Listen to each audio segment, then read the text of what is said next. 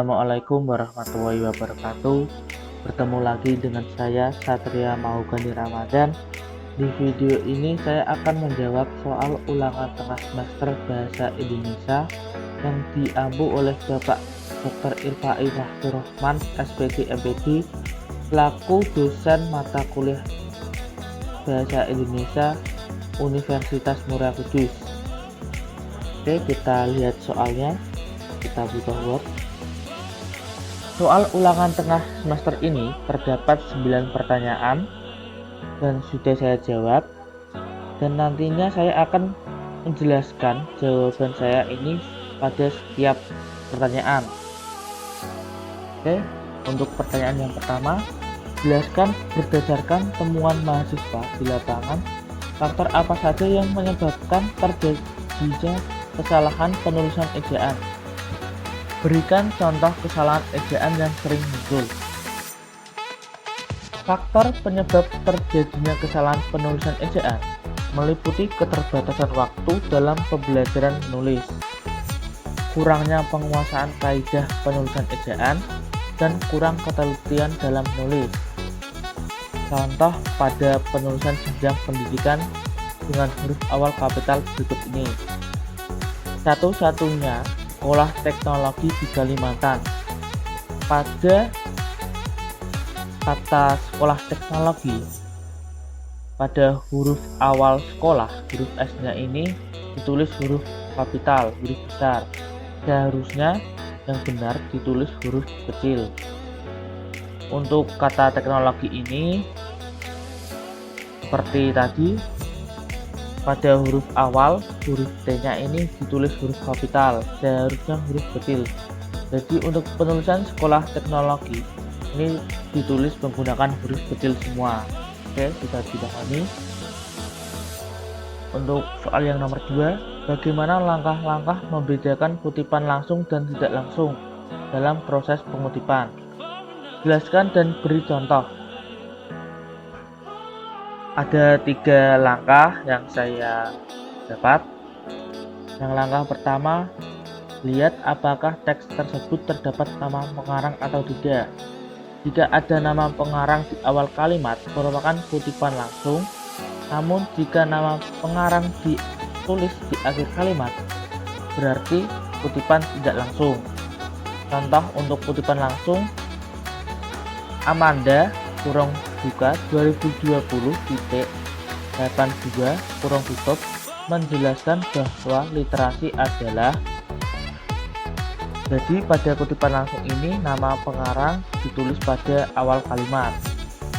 Sedangkan untuk contoh kutipan tidak langsung, yaitu literasi adalah titik Amanda kurung tutup 2020 kurung buka 2020.282 kurung tutup.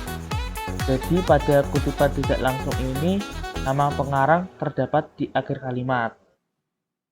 Untuk langkah yang kedua, ditinjau dari struktur tulisan.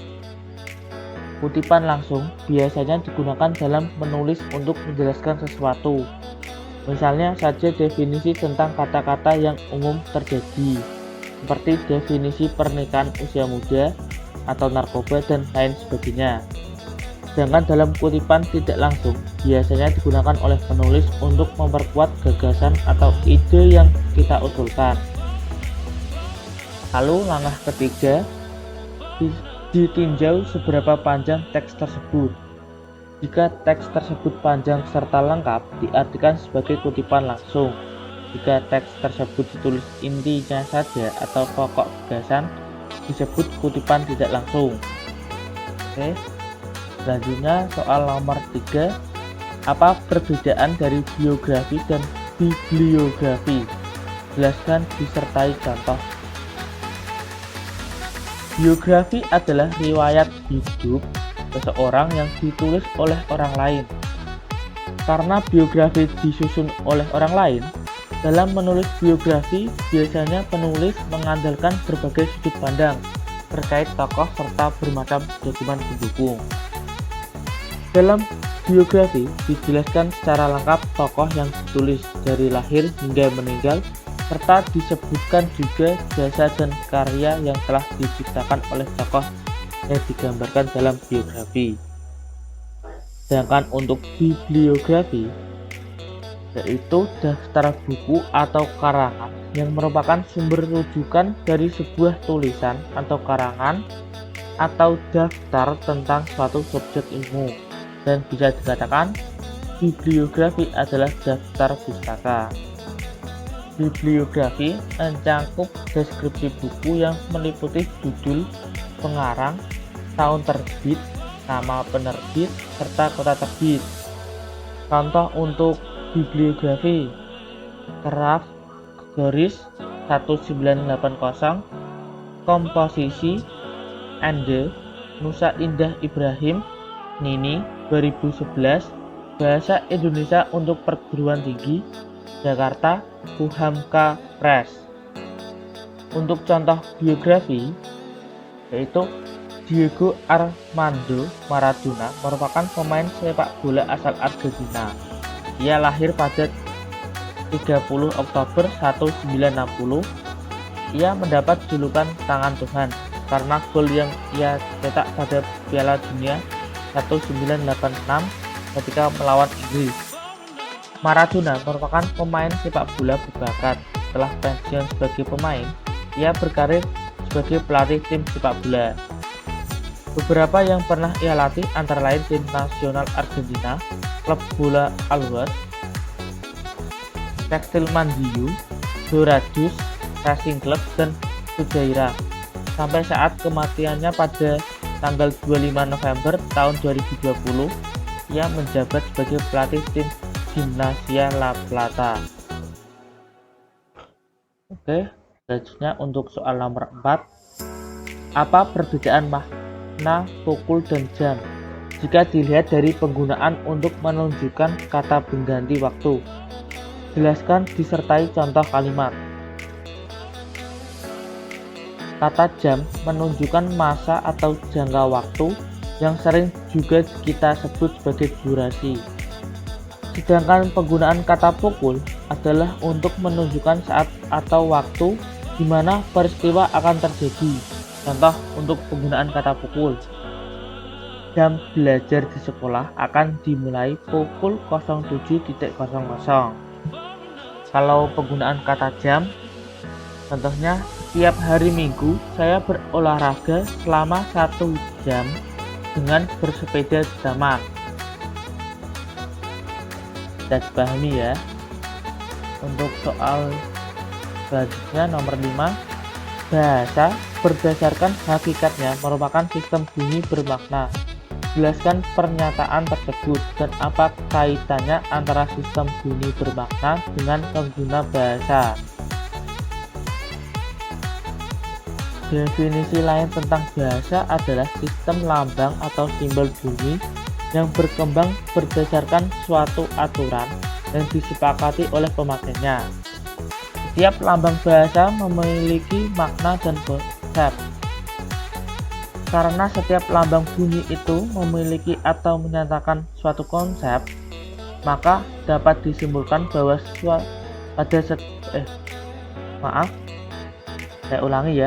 maka dapat disimpulkan bahwa setiap suatu ujaran bahasa memiliki makna. Misalnya, lambang bahasa yang berbunyi kursi mengandung konsep atau makna sesuatu yang dipakai sebagai tempat duduk. Kata manusia atau human wajib disebut dalam definisi bahasa karena hanya manusia yang bisa berbahasa. Bisa dipahami? Untuk soal selanjutnya nomor 6. Mengapa sering terjadi kesalahan penulisan tanda koma? Jelaskan disertai 5 contoh kesalahan tersebut. Terjadinya kesalahan penulisan tanda koma disebabkan oleh kurangnya kemampuan siswa dalam menggunakan tanda baca, mengakibatkan banyak terjadinya kesalahan penggunaan tanda baca dalam tulis. Tanda koma dipakai di antara unsur-unsur dalam perincian. Contoh kesalahan tanda baca koma: Yang pertama, Heri Suswanto S.P.D. Yang benar, setelah kata nama, kalimat nama Heri Suswanto diberi koma terlebih dahulu, lalu setelah itu baru S.P.D. Yang kedua, pada suatu hari Rani, dan Budi pergi ke pasar. Pada contoh yang kedua ini seharusnya pada kata Rani, setelah kata Rani ini tidak usah diberi koma, langsung Rani dan Budi pergi ke pasar, karena ini tidak melebihi perincian 2 orang. Untuk contoh yang ketiga, dia sangat pandai bergaul di luar tetapi sangat diam jika di dalam rumah. Penulisan yang benar adalah dia sangat pandai bergaul di luar tetapi sangat diam jika di dalam rumah. Tanda koma setelah kata tetapi seharusnya diberikan di sebelah kanan kata luar sebelum kata tetapi. Di sini ya teman-teman, sini. Contoh yang keempat adalah Agung Laksana, S.P.D.M.CD. Kesalahan ini pada nama gelar. Setelah nama gelar S.P.D. di sebelah titik ini harusnya diberi tanda koma, lalu M.P.D. kurang titik ya. Selanjutnya contoh yang kelima, seluruh ide, pendapat maksudnya, dan gagasan. Kesalahan ini terdapat pada sebelah kata kalimat pendapat. Seharusnya di sebelah sini ini diberi tanda koma, setelah itu baru dan. Oke, bisa dipahami. Soal selanjutnya nomor 7, apa perbedaan makna dari titik 2 dengan titik koma? Jelaskan disertai 2 contoh penggunaan tanda tersebut yang benar. Tanda titik 2 digunakan pada akhir dari suatu pernyataan lengkap, namun titik 2 tidak dipakai bila perincian tersebut merupakan pelengkap yang mengakhiri pernyataan. Sedangkan tanda titik koma digunakan sebagai pengganti kata penghubung untuk memisahkan kalimat setara yang satu dari kalimat setara yang lain dalam kalimat majemuk. Contoh untuk titik 2. Yang pertama, jadwal kerja hari ini meliputi titik 2, A. Peliputan, B. Penulisan naskah, C. Penyuntingan, dan D. Pelaporan. Contoh kedua, Pak Guru menerangkan titik 2, murid-murid mendengarkan. Setelah itu untuk contoh titik koma, hari sudah malam, titik koma, anak-anak masih membaca buku. Ayah, ayah menyelesaikan pekerjaan, titik koma, ibu menulis makalah, titik koma, adik membaca cerita pendek, titik. Untuk contoh yang kedua pada titik koma, Pak Guru menerangkan,